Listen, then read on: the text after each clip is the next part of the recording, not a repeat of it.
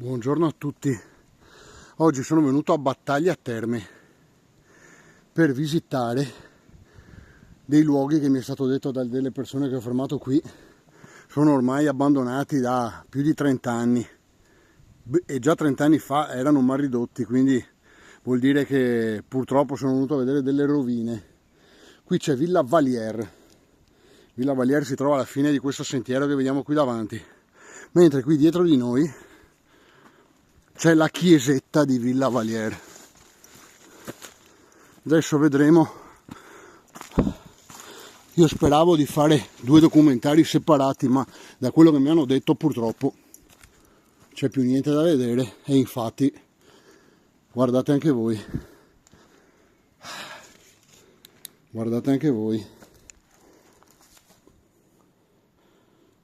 Qui ci sono 30 cm d'acqua. L'affresco, guardate, l'affresco si sta perdendo, il murales no invece. Tutto crollato, tutto distrutto. La natura si riappropria dei suoi spazi. Il problema è che così, Madonna, che così vanno persi i luoghi dove una volta c'era una storia. Io non so che animale sia questo, ma resta la colonna vertebrale con le costole e un ciuffo di pelo, non so dirvi altro. Di solito incontro animali vivi, questa volta ne ho trovato uno morto. Vabbè, vediamo se c'è qualcosa qui dietro. Vedo un sentiero, ma no, non c'è nulla. La chiesetta è tutta qui, quello che resta della chiesetta è tutto qui. Adesso andiamo avanti e andiamo a vedere cosa resta di Villa Valier. Valier, da non confondere con Venier. Allora, fatemi capire dove posso andare, perché qua è un fangaccio mai visto. Ovviamente mi tocca pulire la macchina 2 volte a settimana con tutto il fango che ci porto dentro. Eccola qui. Allora, io ho fatto la strada che c'è laggiù vicino a quel rudere.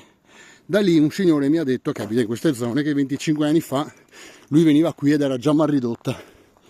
Inoltre mi ha anche detto che si vedeva attraverso gli alberi. Quindi o gli alberi sono cresciuti o la villa è crollata, o si è abbassata, comunque è crollato il tetto, e infatti la possiamo vedere. Purtroppo.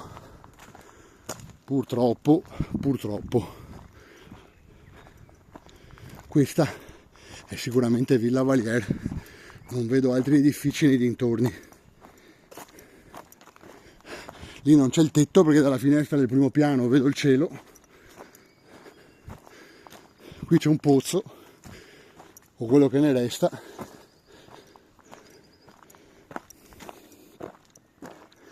Che degrado,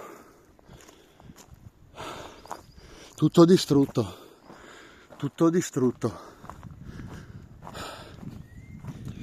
una tristezza. Pensate che molte delle persone che vivono qui intorno non sanno neanche che esista questa villa. Io quando mi reco nei posti e chiedo, sapete dov'è Villa X o la fabbrica Y, non me lo sanno dire. Più di una persona mi ha detto, ma veramente c'è una base militare qui davanti a casa mia? Certo che uno può vivere lo stesso la propria vita, anche se c'è una base militare davanti a casa sua e lui non lo sa, una ex base. Però molti non sanno neanche dove abitano. Guardate, entriamo? Ma sì, dai, entriamo. Basta che non mi arrivi un mattone sulla testa o una tegola. Non serve neanche la pila. La pila non serve. Guardate il pavimento. Non serve neanche la pila. Cosa serve? C'è più. Qui non c'è neanche più il solaio del primo piano. Guardate piante che ci sono. Un degrado, una tristezza.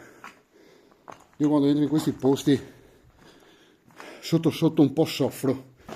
Nelle caserme soffro perché erano luoghi vivi, animati, dove i giovani come me, quando ero giovane, sono andati a prestare servizio militare.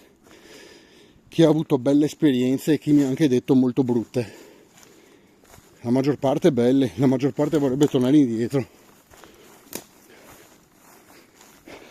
Questi luoghi invece sono ricchi di storia. Adesso io non conosco la storia di Villa Valier, ma magari era la villa sicuramente di un nobile, magari un nobile veneziano che aveva la villa in campagna, come dicono i veneziani, no? Sapete che per un veneziano tutto ciò che sta oltre il Ponte della Libertà o anche Ponte Littorio è campagna. Quindi poteva viverci un nobile veneziano o un nobile padovano, chi lo sa. Mi informerò sicuramente, però purtroppo la situazione è quella che è un degrado totale. Qui si aspetta solo che crolli per poi dimenticare la sua storia. Io saluto tutti, vi ringrazio e buona giornata.